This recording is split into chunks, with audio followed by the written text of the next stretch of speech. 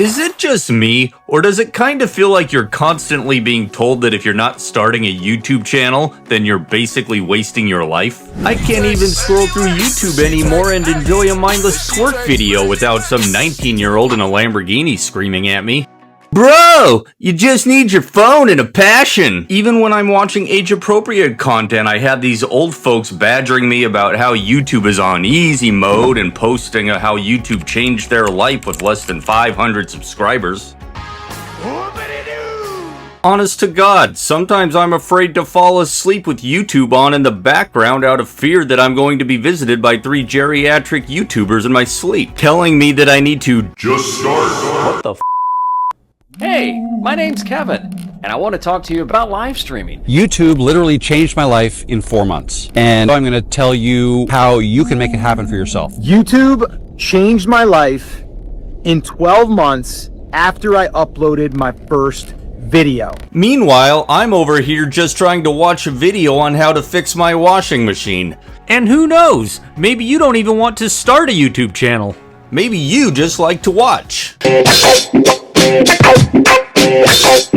No shame, but if you're here, you've probably been thinking about starting one. Maybe you already have. You're over 40 and the algorithm gods have brought us together. For me personally, I was in this place where I kept having older creators shoved in my face telling me, just start, just start, just start, just start, just start, just start, just start, just start, just start. Cool. But I'm 45. I have a back that clicks and a kid who thinks I'm ancient because I still have a Facebook page. Oh my god, Dad, you're so cringe. But somehow starting a YouTube channel feels, I don't know, different? Also, if you want to do it, it's never been easier. And next thing I know, I'm sitting here watching YouTube and thinking, it really feels like all the old folks are on YouTube. Maybe I need to get on YouTube too. Yeah! I'm gonna start a YouTube channel.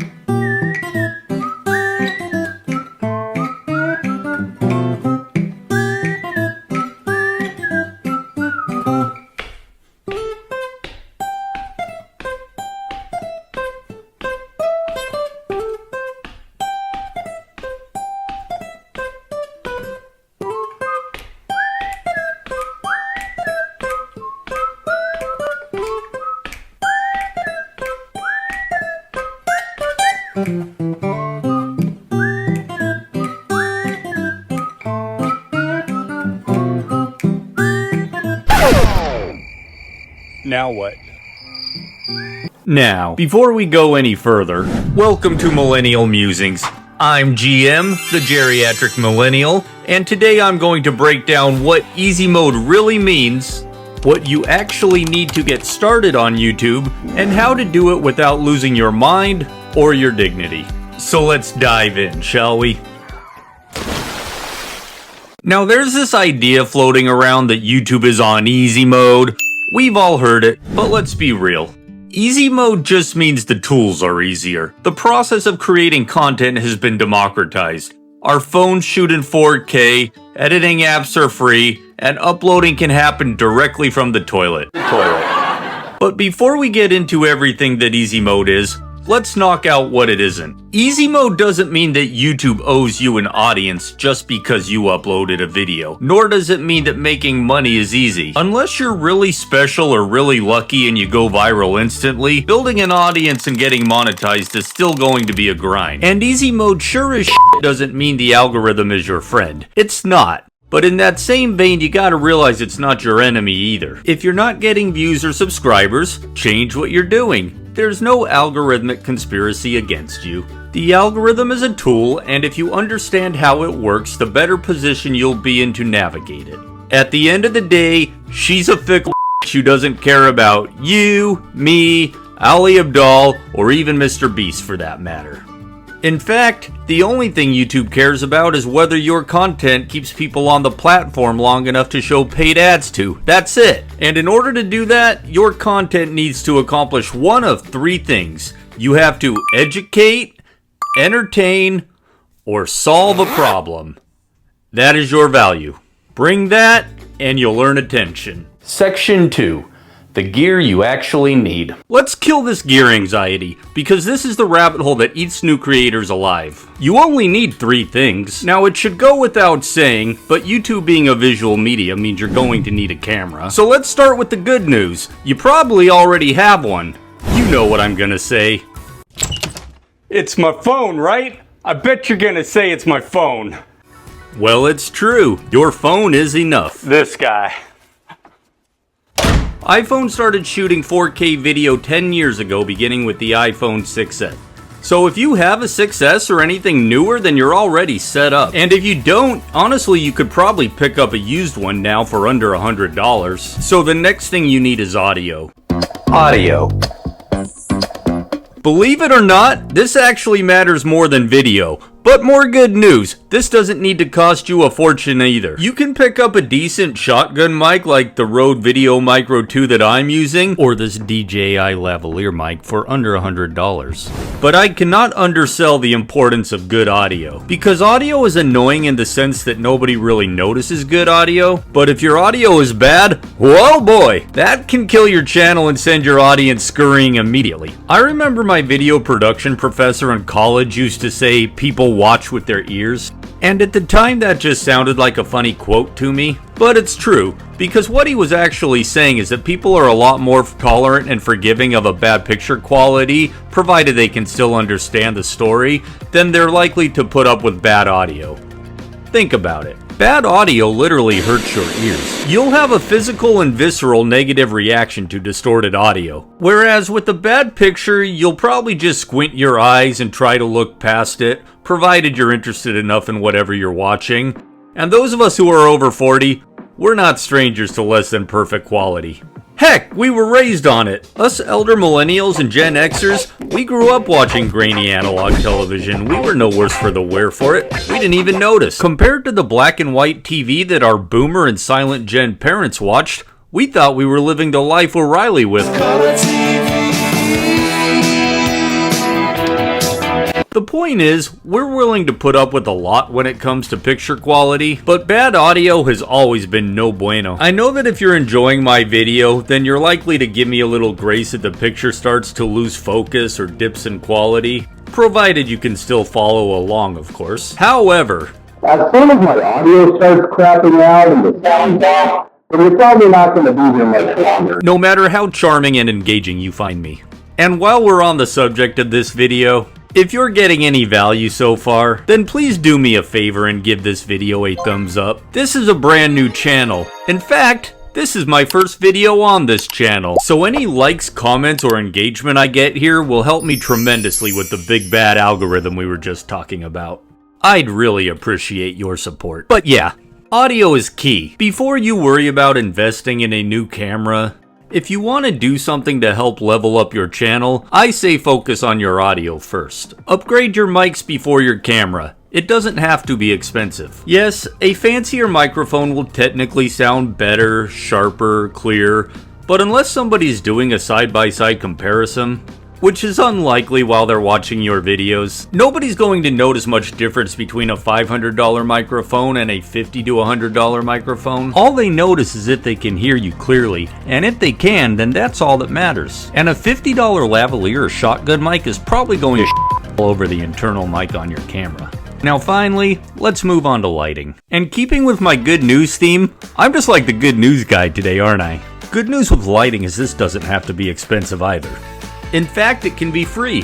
There's the big beautiful bulb right up there in the sky, and honestly, if you've got a big window you can shoot in front of, and nothing beats natural light, but if you shoot exclusively indoors or somewhere that the sun is unreliable, then you can pick up a ring light or a cheap softbox set for under $100. I think I paid $50 on a Black Friday sale for my softboxes and they work great. There's links to all my gear in the description. And finally, as for editing software, CapCut or DaVinci Resolve or even iMovie, all free, all great. If you got money to burn and you want to pay Apple $300 so you can have Final Cut Pro, then by all means go for it. I use Final Cut Pro myself, but that's just because it's what I learned on way back in college. Also, as a student, I got it at a huge discount for like $50. And don't get me wrong, I think Final Cut Pro is great, but I don't know that it's worth the $300 today when you can get DaVinci Resolve for free. Which I personally don't use as I have no need to, but the people who do use it, they love it and they swear by it. And many creators have actually switched from Final Cut Pro to DaVinci Resolve recently and they won't shut up about it. So if you're getting started, maybe check that one out. Maybe you're an Adobe person, and if you don't mind paying their soul-sucking subscription, then there's Premiere Pro, which is also good software. But again, not really worth the price anymore.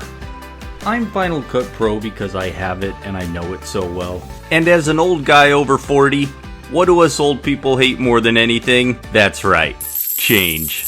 But there you have it, everything you need to get started on YouTube. Camera, audio, lighting, and some sort of the various editing softwares out there. You do not need a $3,000 camera or a backdrop that looks like a Marvel Studio set. Just start with what you have. Don't fall into the trap of giving yourself gas. Gas? No, not that kind of gas. In creator land, GAS is an acronym for Gear Acquisition Syndrome. Trust me, I've been there and I regret it. In fact, come with me. Let me show you what I'm talking about.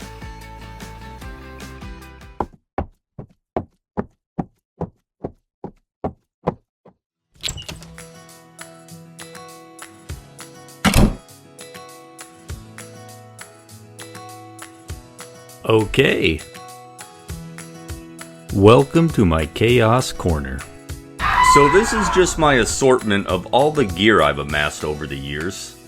I'm always very impressed and amused when I see these other creators with these very organized and fancy rooms, home studios that they record in.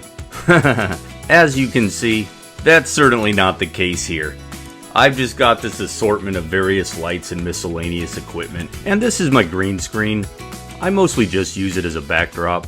I don't really do any green screen keying, but I do use it as the backdrop because it's easier to remove yourself against a solid background, so that's what I use it for. And if you're like, bruh, what do you mean you don't use the green screen? Well, that's because most of the editing software, like Final Cut Pro, which I use, has the magnetic mask, which basically does such a good job removing you, it eliminates the need for an actual green screen and keying yourself out. The AI's just gotten so good. So there you have it. Anyway, here's my softbox set. And one of my plethora of extra tripods over here. Just another small light I had to have for some reason. So I got these studio lights, which are actually pretty good. But what I got them for, so I don't really use them, is I actually got them to light the green screen back when I used to use that. But seeing as I don't use the green screen as it's intended anymore, they're kind of just glow-in-the-dark paperweights at this point. Here's another random small tripod. I don't really use it much, but it's good. This is one of my much older first cameras I don't use much anymore. It's a Canon T6i. It doesn't even shoot 4K video, it only goes to 1080p, but it's a good camera for photography, though I mostly just use it as a prop these days. And this here is my trusty teleprompter. You know, when I got this thing, I had such big intentions for it, I really thought it was going to help me level up. But you know, truthfully, I've had this for about 2 years and I think I've only used it maybe 3 or 4 times. I don't know, I just found I don't really like using it. Although it does work great. It's a great teleprompter, so if you're thinking about getting one, I do recommend this. I think the teleprompter itself costs about $150, and then you just need a tablet or your phone even, and you download the Prompt Smart Pro app, and it projects right onto the screen like you're seeing here. Here's this small ring light. I think this was the first light I ever bought, actually. It's just a cheap little light. It was only like 20 bucks or something. But again, just had to have it. Anyway, the main reason I'm showing you this is to show you this window, because this is actually my main key light, is this office is where I do most of my filming, especially the talking head stuff like what you've been seeing throughout this video. At the risk of ruining the movie magic for you, this is actually how my setup is. I just pull my green screen here, I put my chair facing that big window, and that small light behind me. I'm not going to turn it on, but I set that there as a backlight. I grab my trusty DJI wireless mic 2. Here it is sold separately on Amazon, though it actually came included with my Osmo Pocket 3 camera. Anyway, I just clip it onto my shirt here like such, and from there, I'm ready to rock and roll. And then I just have a seat here facing the window, getting that nice natural light. Everything you've seen so far, all my talking heads I should say anyway in this video, have been filmed right here on my Osmo Pocket 3. I really love this camera. This is honestly my favorite camera I'm using these days, even though I do have my Sony ZV-E10, which again is a great camera. I even got a nice Tamron 1770mm lens on there. But the Osmo Pocket 3 is just so convenient. It shoots a good 4K picture, so that's really what I've been using with the setup just like this. Then after I'm done filming, I get my footage over to my computer and go into Final Cut Pro. I use the magnetic mask like I showed you here and just cut myself out of the background, and then, you know, I just key in whatever bullshit background I'm using that day. I just snap my fingers and boom, I'm in this fake AI generated office. Snap again though and your boy's enjoying this nice sunset at this beach. This is nice. Maybe I'll hang out here for a while. Though on second thought, your boy's kind of wanted to check out this club.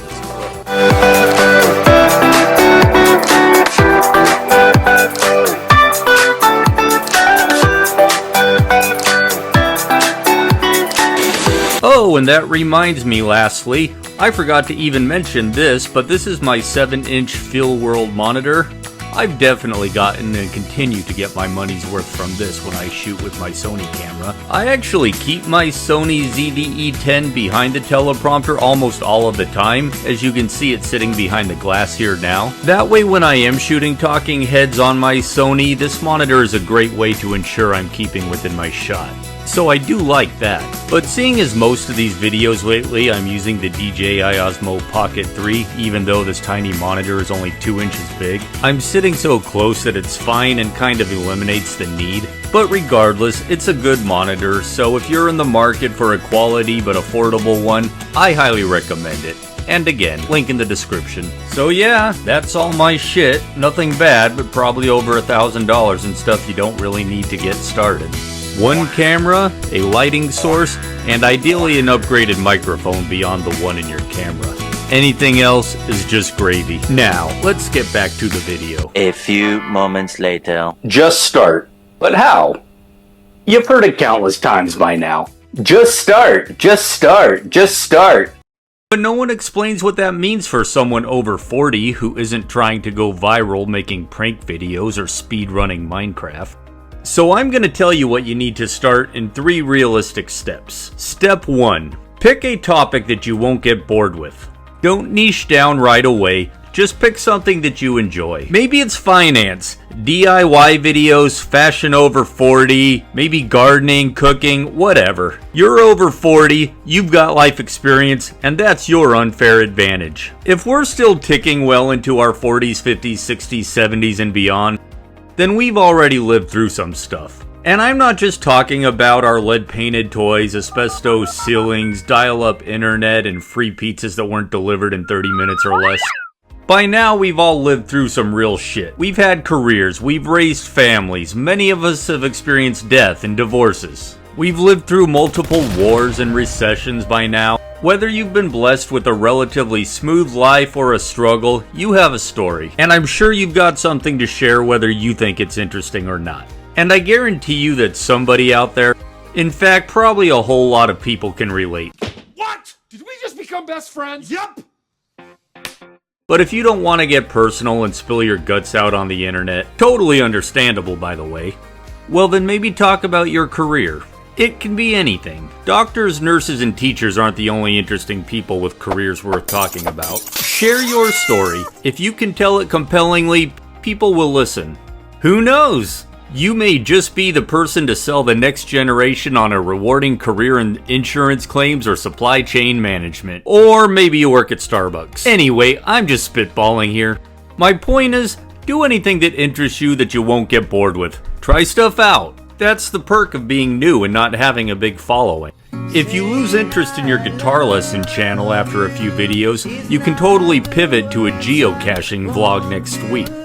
Whoa, hold up here. Geocaching? I thought we were learning Stairway to Heaven. Step 2.